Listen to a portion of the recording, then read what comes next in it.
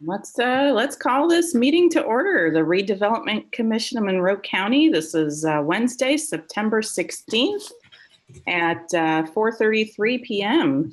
And I see Commissioners Kiesling, Shelton, Abbott, Martin, Pfefferman, and is Dana Kerr here? I can't tell. He wasn't sure if he's going to make it or not because I saw he apparently had hip surgery last week, so he wasn't sure if he was going to get here.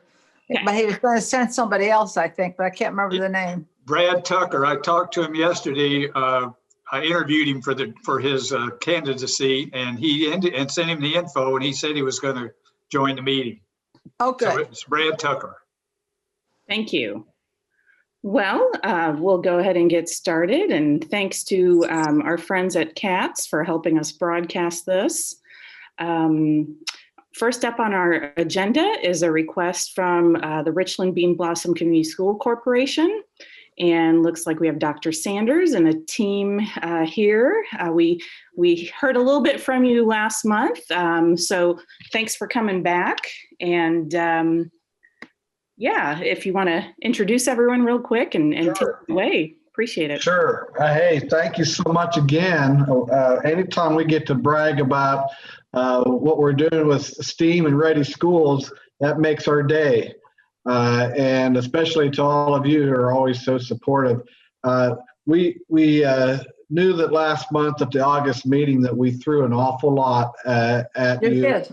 And all good, but we wanted to be able to really come back and just give you the opportunity to ask a few questions of us. I would like to introduce our team. We have Megan Scott here, and John Kerr, and Mandy Henry, and Jamie Miller. And Jamie's going to give a brief overview.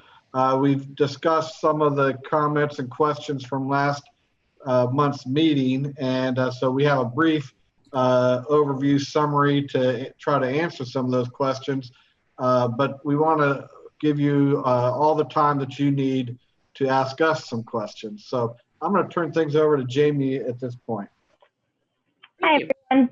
Just for Dr. Sanders' sentiments, thank you for always being so gracious about allowing us to come back again and again and just share the great things that have come of the collaboration between our two entities. So we can't say enough, and we try to seize every opportunity to also share our gratitude for you all with everyone else, with all of the stakeholders in our community, and just sing your praises and how grateful we are to have your support. So Dr. Sanders passed along just kind of a one-page synopsis of everything that we shared from the last meeting with you all, to try to boil it down, but also to really extrapolate out some of those answers to the questions, the really pointed, great questions that you all asked last meeting. So that one pager is really broken into three sections: the impact of the initial STEAM initiative, K-12 in all of our schools, and what some of those specific numbers are that you all had asked about, as far as some of the new elective courses, any sort of STEM specific course or elective or module even that students have engaged in because of this initiative. We just tried to highlight some of the high points of that, the number of students at the junior high and high school that are in those courses because of your support. And then the middle section is really hopefully bridging that connection between STEAM and Ready Schools. That was such a great question that was asked.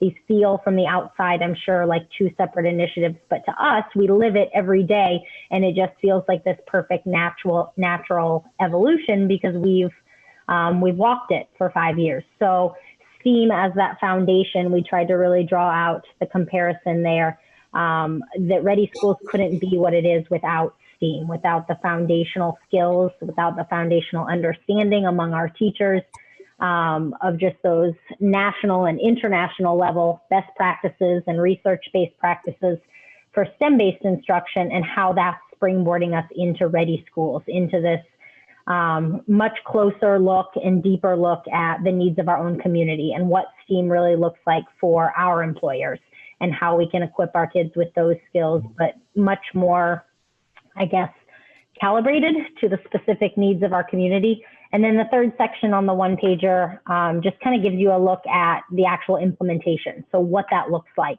We can describe these strategies and describe this shift to you to really refine what we're doing to meet the needs of our local or regional workforce. But from day to day, what does that actually look like? So that's where you'll see those 4 different kind of layered initiatives of career awareness, beginning as early as preschool and then building into exploration, preparation, and ultimately, hopefully, very tangible career training with some of our students who may leave us and go straight into trades. And underneath the bullet points, just draw out some of those specific actionable items from career-aligned field trips to redefining how we're approaching some of those panels and events that may already be in place to align them with our key sectors and key career pathways, some of the software that we want to use to really meet each student where they're at, those key STEM pathways that we started with, engineering, computer science, biomedical. Those are the big industries that have jobs waiting for our students, but we understand that maybe those 3 sectors aren't going to meet the needs of every single student. So we need to pour a lot of energy and resources into those high demand areas, but we also have to be equipped to meet the needs of all of our students so that they're all finding roles and fields that they feel empowered to engage in after graduation. And then the very last note at the bottom was just some examples of metrics that we intend to use to try to continue and improve on how we're measuring the effectiveness of this initiative.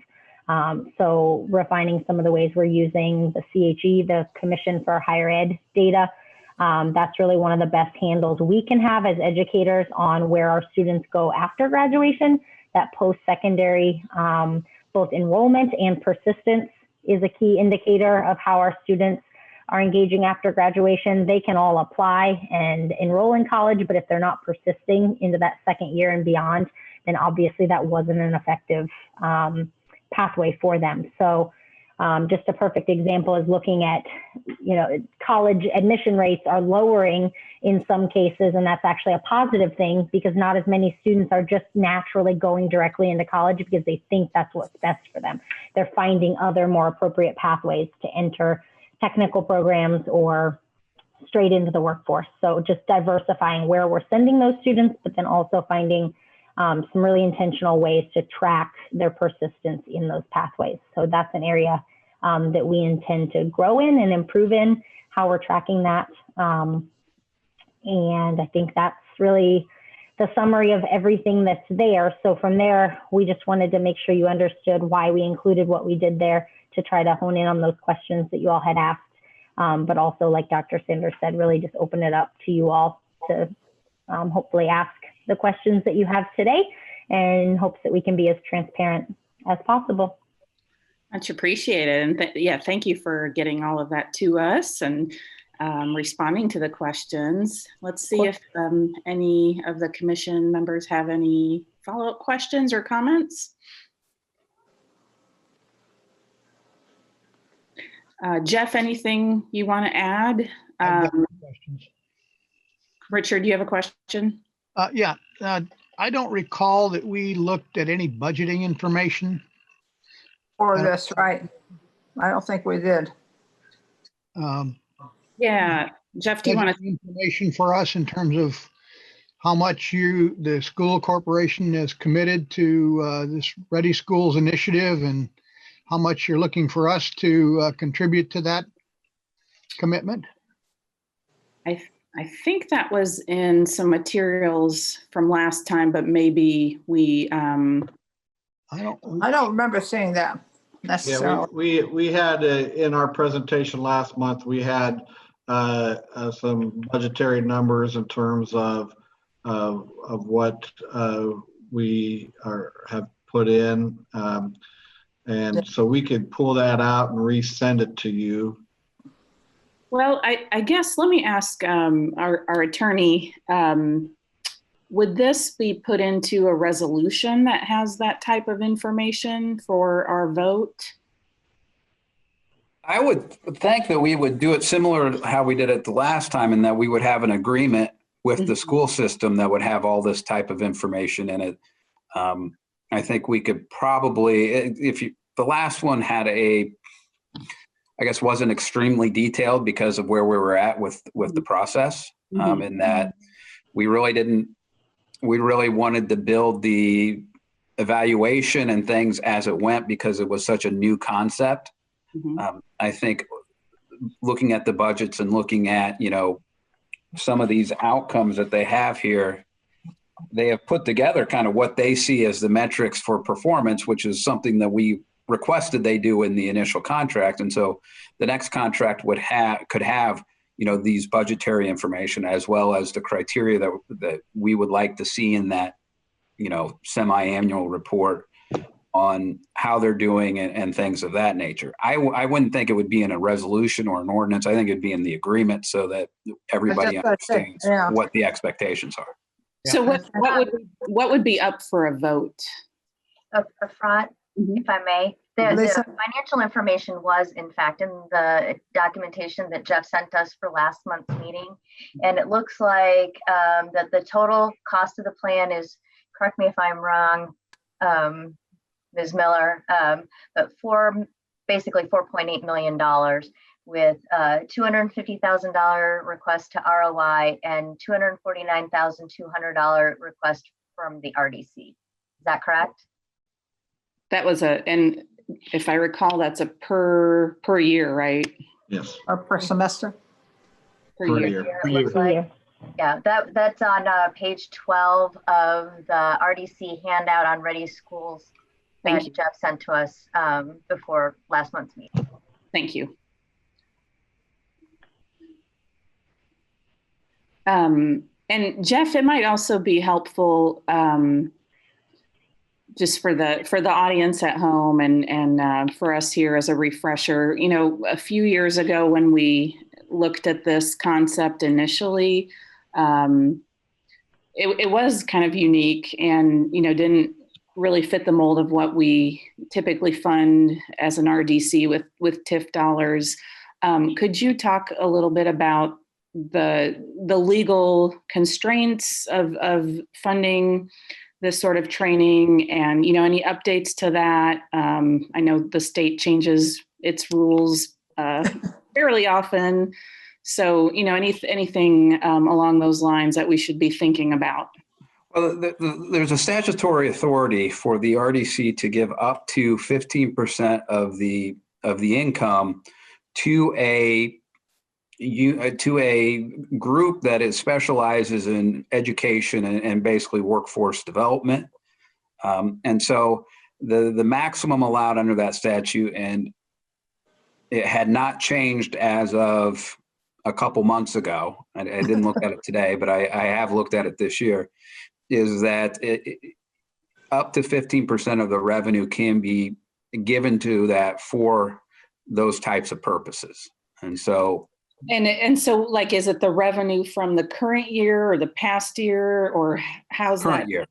Current year. Okay. So if you're our last contract, and typically how the payments have been made in the past is that we will give 15% as part of the spring settlement. And then and our last one had a cap of 270,000.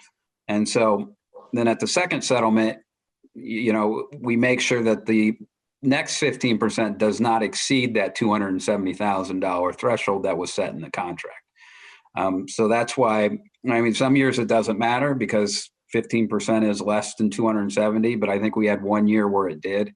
And so they got the full amount, but they didn't get 15%. It was a percentage less than that based upon that 270 maximum. So how do we structure this so that it gives them some predictability and keeps us, within that guideline? Well, what we did last time, and it's not perfect, is that that's why we came up with the $270,000 number. So it gets you guys a budgetary number that it won't exceed. And then the 15% is the statutory number. I think, the school system probably knows this off their top of their head more than I do, that the payments have typically been between 250 and 270,000 a year under that agreement. Okay. Correct. Okay.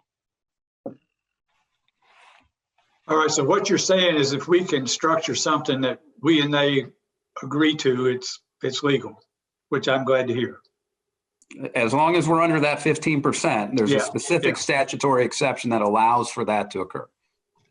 So that if we hit that 15% and we budgeted more, we need to actually give them less. Correct. Okay. What we've done in the past. I'd asked you earlier, Jeff, about, I'm concerned about future year cash flows. When we did our analysis last year about the bond issue for that we issued last year, and we looked at the various options, we showed negative balances in future years because of the amount that we were going to plan on borrowing. And I went back and I looked at our annual report that we received this year, and it does not indicate in there an update of that cash flow information. And I know we have had some overages that we've had to pay since then, which reduce our cash. I would like to see a cash flow analysis from Greg through at least 2023 based upon our current obligations. So I know that there's actually going to be some money left over to pay them this. I don't want to end up in a situation where we end up short with an obligation to pay them and then have to force a tax increase to pay for it, which is what we would have to do. So I want to make sure that we're on solid financial ground here in those future years.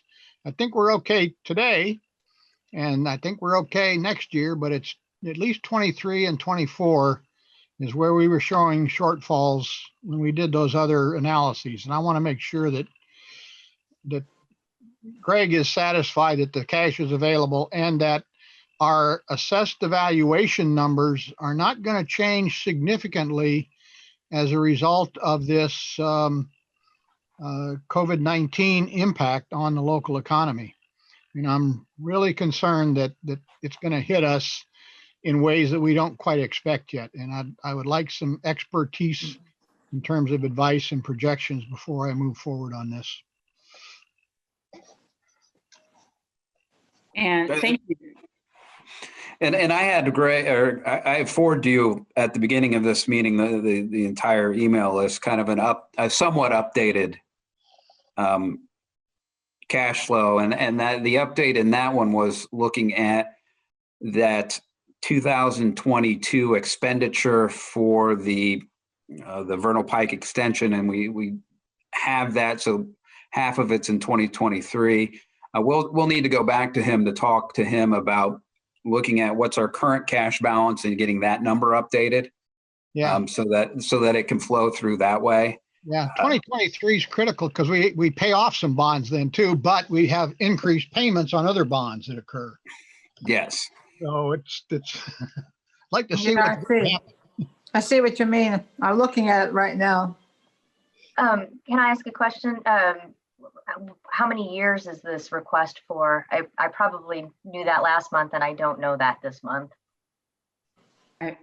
Is it 5? Yeah, I think it is. Thank you. So And I don't recall. Jeff, I should probably disclose at this point that I work for Regional Opportunity Initiatives. And while I do not work on this side of the organization, so I'm not involved in the Ready Schools program at all, I do work there. And this is a program that is through ROI. That's good. Yeah, you told us last month too. Thank you. Okay. Yeah, I don't remember if I told you. you should. Jamie could pull up the budget if you would like to see that we presented last month. Well, I think we've got, Richard, we have. Wait a minute. Lisa and Jeff need to get together because I suspect they need to do a statement regarding that. Right. Well, and I think the next item on our agenda might help a little bit, right? there's a revised estimate cash flow that Jeff just sent out, and that's I going was to just trying to look at that. Yeah. be, so I wonder, do we want to move on to that and come back to this item? Maybe some of your questions and concerns will be addressed in that discussion. Well, I think we know what they're looking for now. And can I ask about timeline? So what is the timeline for your request that you know, if we need to do a funding agreement, are we looking at an approval process that we need to make by next month, or is it more urgent than that, or, you know? No, we're still within the time frame from the original agreement. So we have a little more latitude. We just obviously have to plan farther out, you know, so for planning purposes, there's a bit of a time constraint for us, but it's certainly not that urgent. Okay.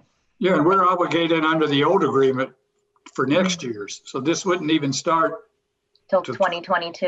2022. Okay. I think we want to have, what Richard asked for is have Greg do an analysis and maybe talk to the assessor, although I heard her talk to the county council saying things looked really good on the residential side, but she was worried, which probably won't affect the TIF much, but she was worried about commercial and Right. rental properties. Yeah. Well, actually, Jeff, correct me if I'm wrong, but you don't get increment on residential. Your increment basically comes from commercial industrial. Is that not correct? That is, So That is- the impact of assessed value reductions due to, you know, all this craziness that's going on could potentially impact the finances in the TIF. Yeah, and I think we need some expert advice on that, mixed in with the cash flow on where things are. Right. Because Thank to you, me, the Jeff. elements are, if it's legal and we got the money, I'm for doing it. But I'm like Richard, I want to make sure we got the Yeah, money. let's make sure we got the money. I mean, what's interesting is if we make commitments and we would commit them, you know, up to 15% or that amount of money, and we don't have it, then we have to force the raising of taxes to pay for it.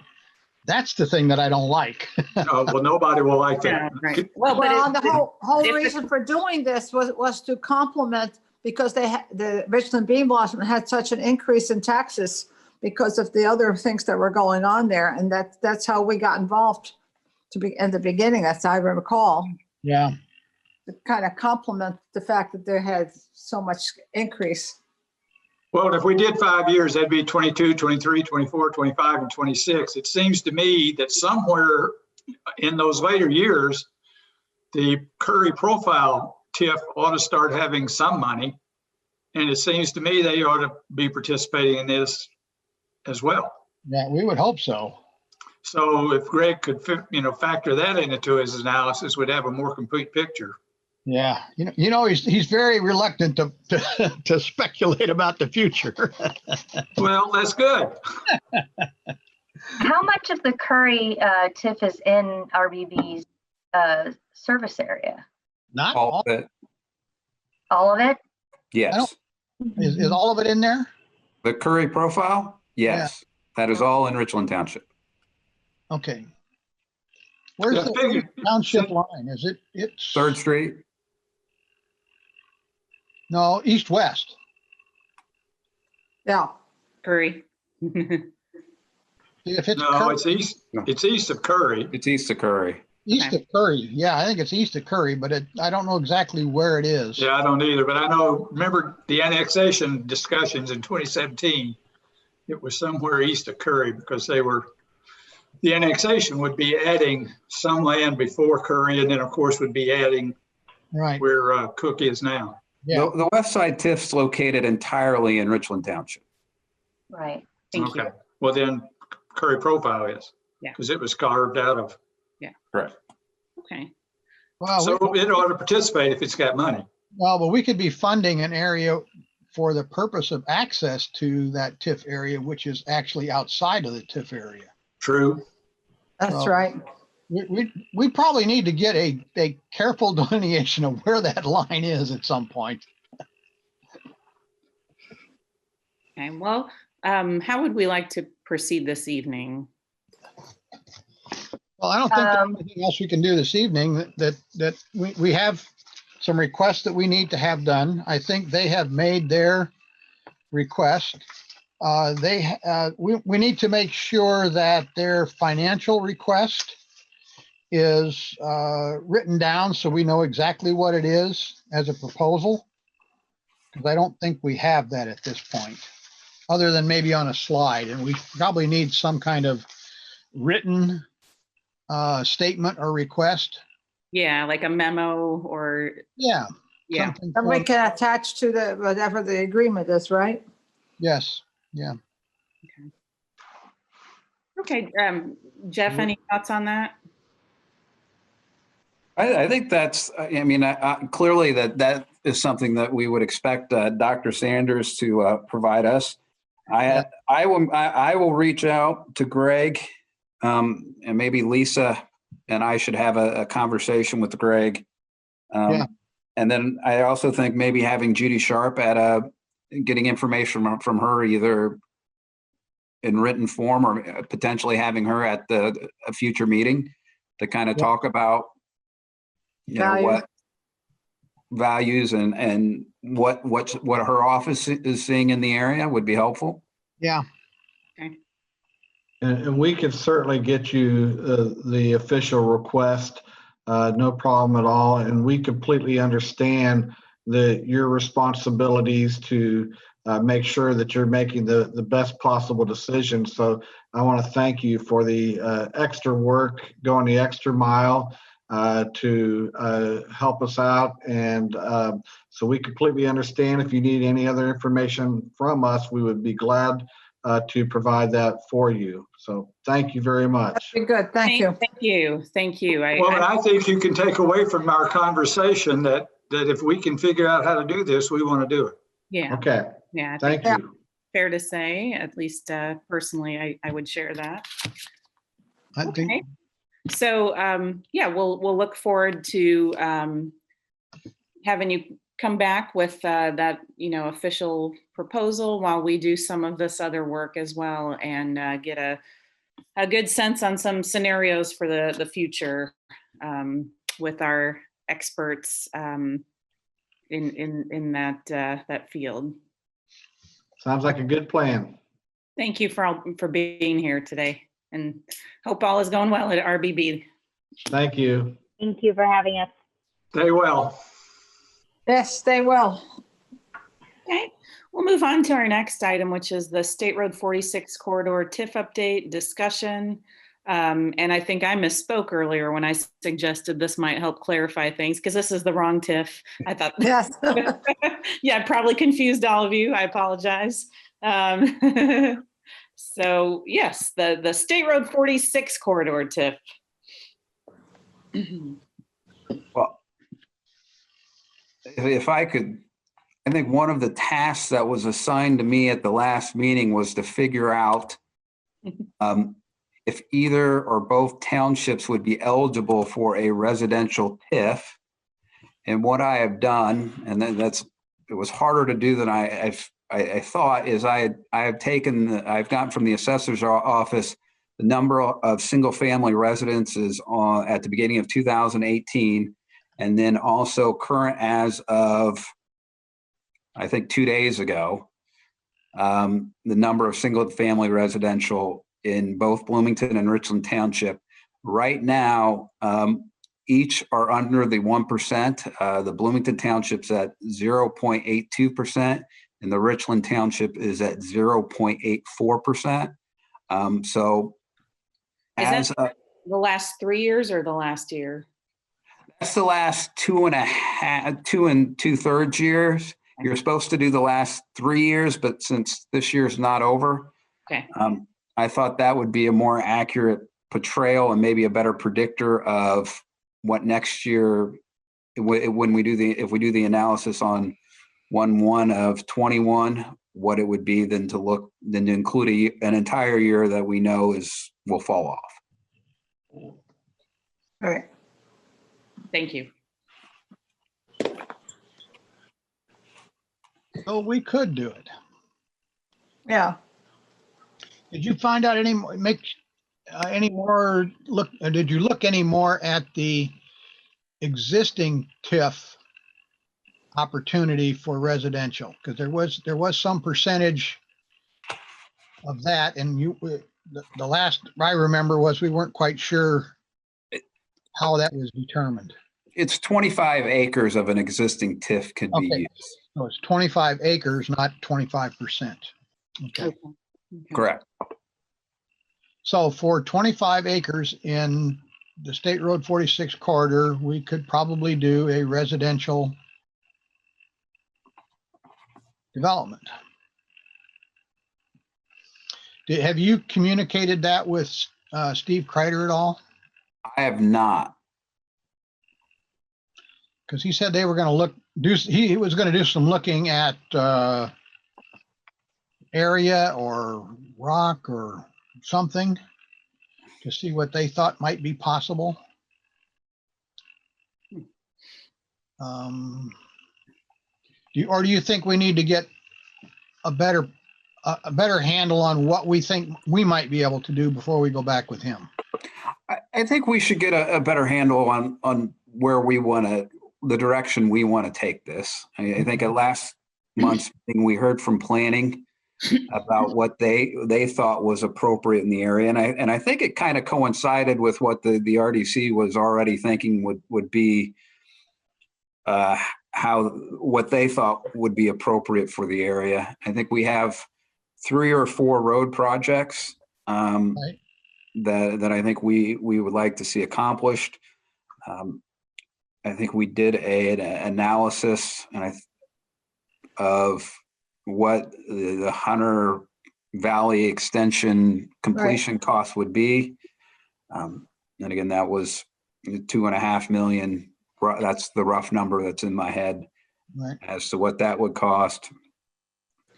So I think I would prefer when we talk to Steve to kind of have an idea of where we think this should go. Okay. I know we've talked about a study for the area. And so I think that's something that, we should work on and try to get some quotes to look at for next year. Because again, the cash isn't there this year. And so, I mean, I think that's kind of where we're at. I think knowing that and looking at the prospects of whether we could carve out a residential TIF in that area was an important thing to understand and know. Right. So can you put together a memo with this information in it for us to start? I can. Digesting and saying we need this and we need that, and start putting together some kind of prospectus for what we might want to be able to do there come the middle of next year. Yeah, we were also going to look at the school districts and the boundaries there to know if we need to involve MCC in this discussion. Right. Yes.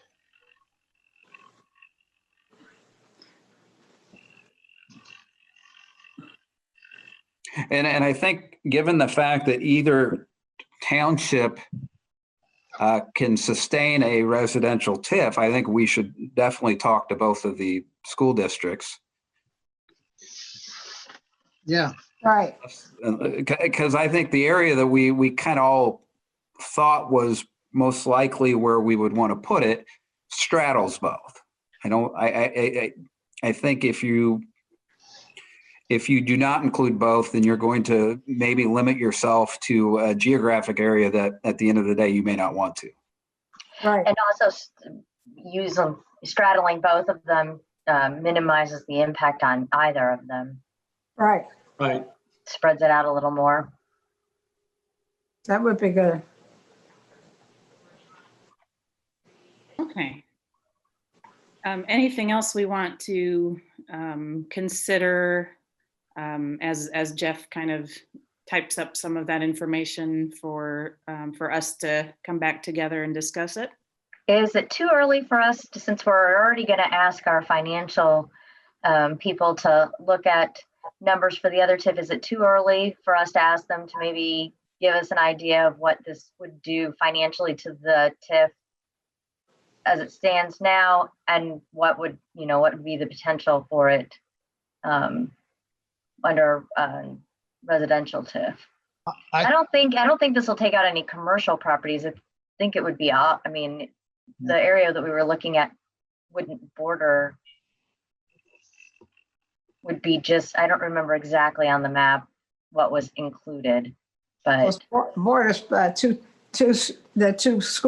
townships and both school corporations. Yeah, that I got, but I'm trying to think of where exactly it was, what it would include. Yeah, right. I know. Idea to have an idea. I mean, if it's only going to generate a tiny little bit of money, maybe it's not worth that, worth doing it. So maybe it's a good idea to understand what the outcome, what the benefit might be, the cost benefit analysis of it is. Well, the lines are very difficult to just look at, and I think we need some definitive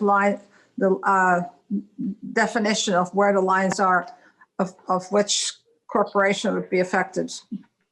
Well, But I don't. Jackie Jalen tell us that? What? Couldn't Jackie tell us that from? Yeah, I think so. I'm looking at a map right now, and it looks like that the northwest area that we looked at for residential TIF would all be in Richland Township. Right.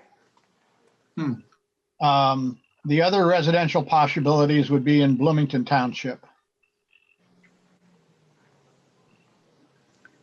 Now, there is a piece of property that is not owned by Kreider, which is, it's also in Richland Township. Okay. But yeah, I think that's correct at this point.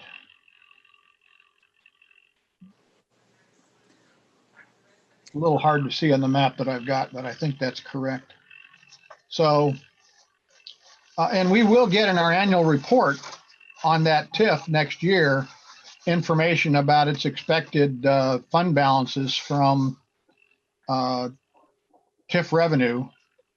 And there is, after, I think it's after the payment, the settlement is made, this next settlement is made, and our payment is, we're done with that bond. Is that correct? That is correct. All right, so we will be accumulating cash at that point. And that'll give us a better handle on what we might be able to afford in terms of bonding for roadway work. But I think the TIF for residential would be an entirely different kind of project. And I guess my question, if I go ask for some kind of evaluation from FSG, is they're going to ask me a few questions that I know of. One is how much area, and the second one, and I will just, on that one, I can just tell them we'll assume 25 or 50 acres, or make a few different assumptions and run it. Right. But the second one would, and probably the more important one is, what type of housing what level of housing? Yeah. Of course, not all the property is quite as developable for housing as we would want, I think. And I know when we talked last, it was single family houses. No.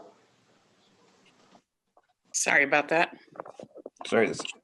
Yeah, I think it was single family in the 175 to 2.25 price range.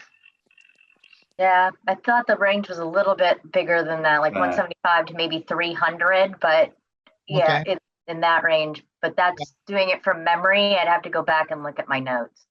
And that the 175 to 300 is what's sparked in my mind as the range that we That makes more discussed. sense.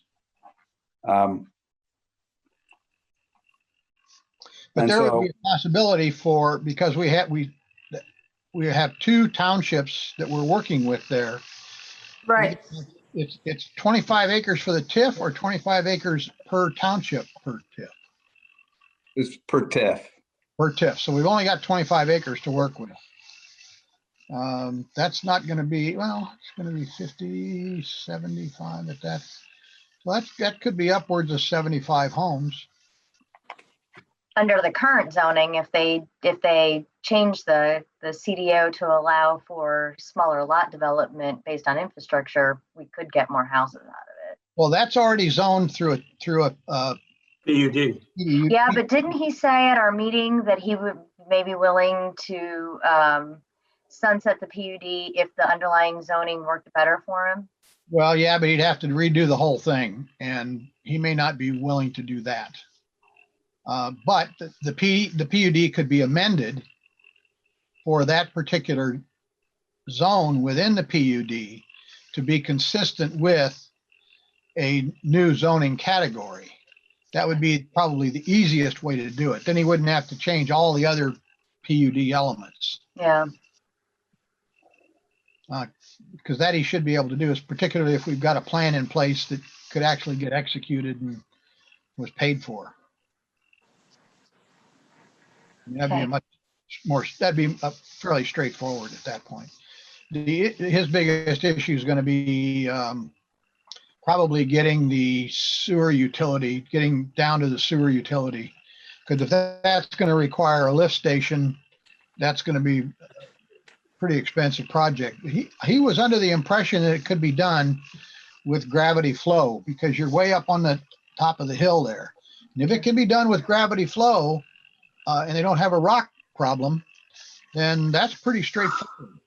Well, I think that was some of the interest in doing the residential TIF, because that could be utilized to help with infrastructure. Right, right. Yes. Good point.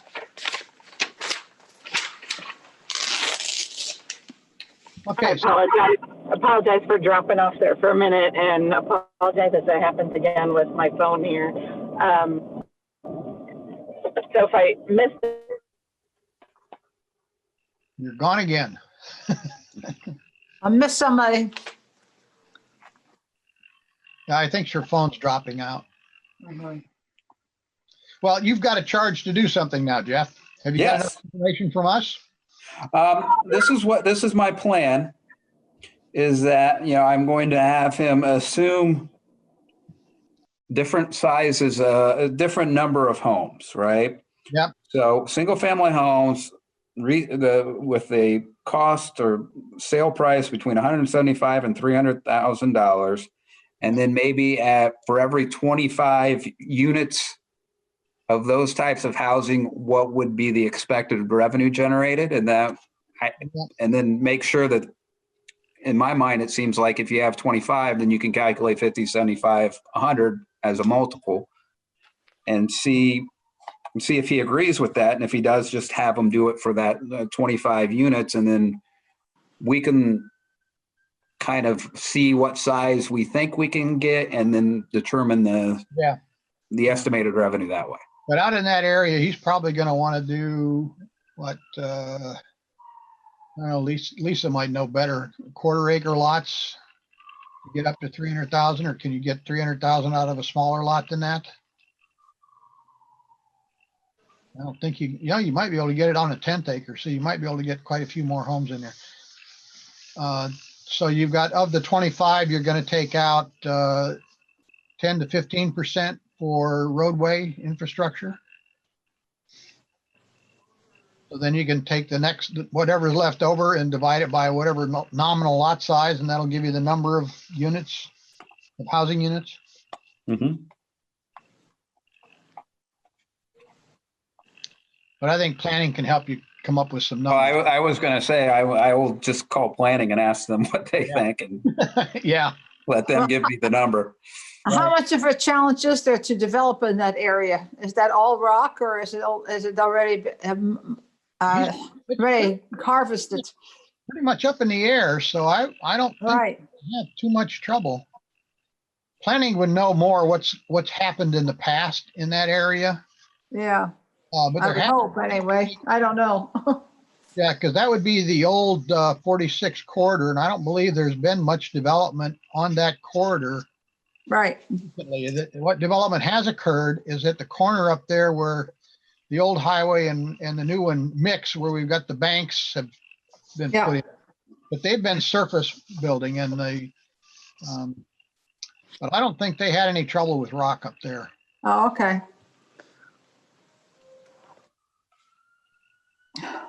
Okay.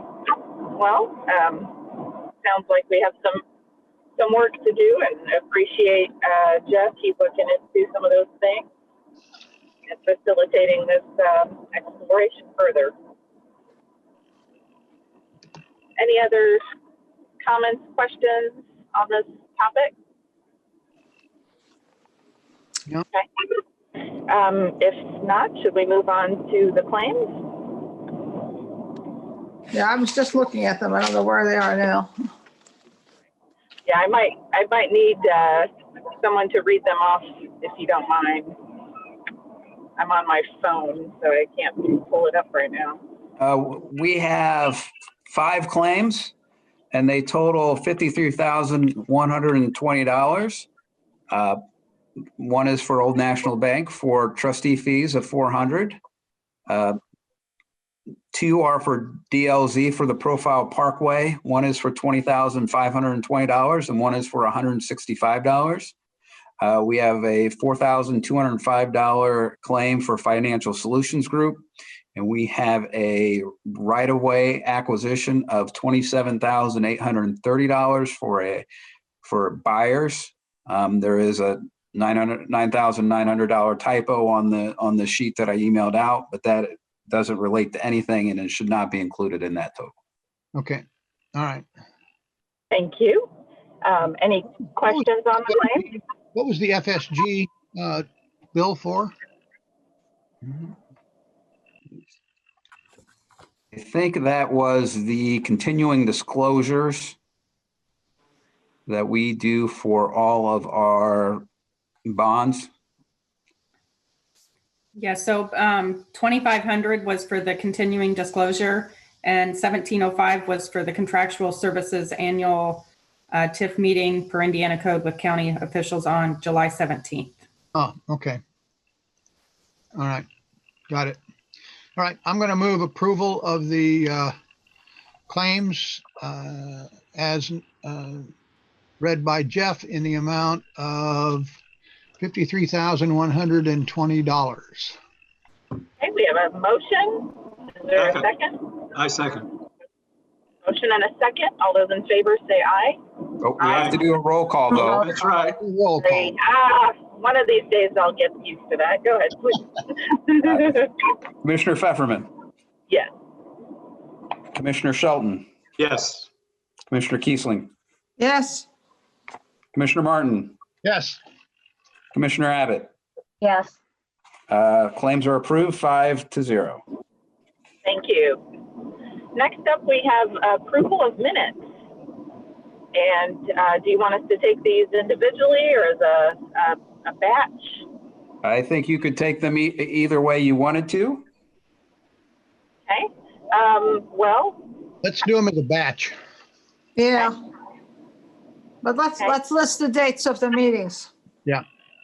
I'm going to move approval of the minutes for January 15th, February 19th, March 29th, June 17th, July 15th, and August 19th, all in 2020. I second. okay, we have a motion and a second. Well, that's a lot of minutes. I hope everybody remembers what we did. Yeah. That's a really good Well, question. I just want to clarify. I read through most of them, but I don't think I had all of them. So that's the other thing. I know I had 4 of them. I believe the motion was for included March 29th, and it was actually April 29th. That's correct. Sorry. Oh, It is That's a 4, not a 3. Okay, shall we call for the vote? So that's 6 sets of minutes, right? Yes. Okay, thank you, Dave, Richard. 7 sets. Okay, did you get a second? Yes, I second it. Okay, good. Are you ready for me to call the roll? Yes. Yes, please. Commissioner Pfefferman, Commissioner Shelton, Yes. Commissioner Kiesling, Yes. Commissioner Martin, Yes. Commissioner Abbott. Yes. Motion is approved, 5-0. Thank you. And will these go up on our website? Yes. Okay. Okay, we'll look forward to having them there for the public to access. Yeah, I read them and they look as I remember the meetings, but it would be really helpful if we could maybe do like this month, next month, because I can't remember what we did in February. Yeah. Sounds great. Yes. Yes. Okay. Let's see, next up on the agenda, although before I get to staff comments and commissioner comments, is there anyone from the public who'd like to address the commission on anything we have not reviewed? Okay, then we'll move to staff comments or staff report. Want me to talk, Jeff? Sure. Absolutely. I will keep this brief. I don't have a lot. So on the Vernal Pike Connector Road project, we've been working with the railroad to get an agreement with them to go over their railroad. If you have, working with the railroad can be very time consuming. So actually did receive the agreement back after Jeff had looked over it and our legal department to approve the legalities of the agreement. And basically it's for engineering services for the Vernal Pike project. So anything that that we design, that we change, any documents that we do, pre-design, final plans, has to go through their engineering department. So the cost of that was $14,300. I went ahead and took that to the commissioners meeting today in anticipation that the RDC would be okay with this. The only reason why the urgency is we've been working on this for months and I need to get it back up to DLZ so we can keep on moving to keep the project timeline. Excuse me. If you are not comfortable with the way I handled that, then I could make some transfers in my local road and street budget. How did you get it so cheap? Yeah, that's what I was thinking. I'm not going to argue about the cheap part. For me, for them to just look at plans, I thought it was a little high. But so I hated to I know this general step is to bring it to you all first, but I just actually received it at the end of last week to get it approved. And we've been, like I said, we've been working on it for months. But so if It'll show up as a claim for next month? Actually, it will not be an upfront cost. Okay. I assume it'll be as a bill as we go. When we submit something to them, then we're going to be billed for it. Okay. But All right. it's to not exceed $14,300 over the whole project. Okay. So Profile Parkway is still on task to be done this fall.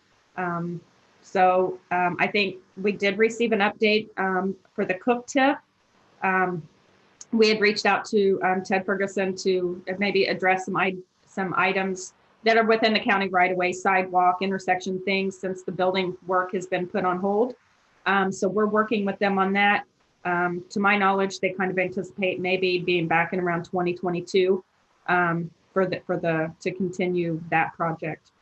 Other than that, that's unless you have a specific question on another project, I'd be happy to answer. Fullerton Pike Phase 1. Is that a question?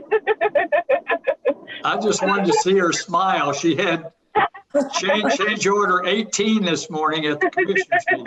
I think that project's up to about 25. It's Oh my God. kind of got out of order, just trying to get some signatures. There is one change order that is in, I think it's maybe change order 21. And it's actually for the cost of, I believe it's roughly around $70,000. I personally have denied paying. I have denied okaying that change order with Weddle Brothers. Basically, what the charge is for is they stockpiled dirt, and they state that dirt went bad and they were not able to use it once they got to the Fullerton Pike project. I don't think the county should pay tax dollars to monitor them taking care of their dirt until they can use it. So I have denied, I have not okayed that. Other than that, I think we're done with the minor change orders on that project. Now we just have to work out the details of their enormous claim for the delay of the project, and then also liquidated damages. So not sure when that project will close out, but technically we're pretty well done. You've got your hands full though with the administrative side. It's a tough one. It's a tough one. But yeah, Fullerton Pike 2, we did the walkthrough. That's pretty well complete. Also, we'll do the finishing touches of finishing that out. And then phase 3, of course, is under design. Thank you. Wow, fantastic. Thank you. Anything else with the staff comment? My only comment is I didn't know dirt went bad. I didn't either. That's a new one. That is a new one. Yeah. But you know, this whole year has just been kind of Twilight Zone. So hey. I think the payoff on that, I think one of my adamant reasons of not wanting to pay that is because we paid Weddle Brothers $65,000 up front to start at the other end of the project so the project wouldn't get delayed. Now they're going to turn around and charge us like $65,000, $70,000 for not using their dirt. So yeah, well, thank you for being a good public steward of funds. Yeah, absolutely. Right. So we'll move on to Commissioner to be able to do that once in a while, right? To deny that. No comment here. Any commissioner comments, though? Oh, you were saying no comment here for that. I'm sorry, Jim. No, I thought you called for comment. Yes, yes. Any commissioner comments? Not here. Okay.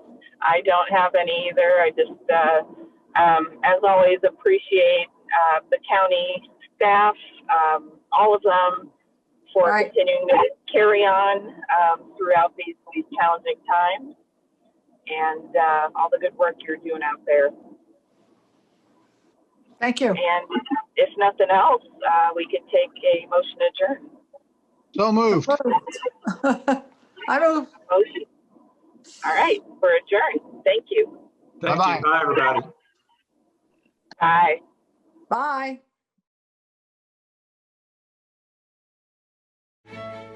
Bye.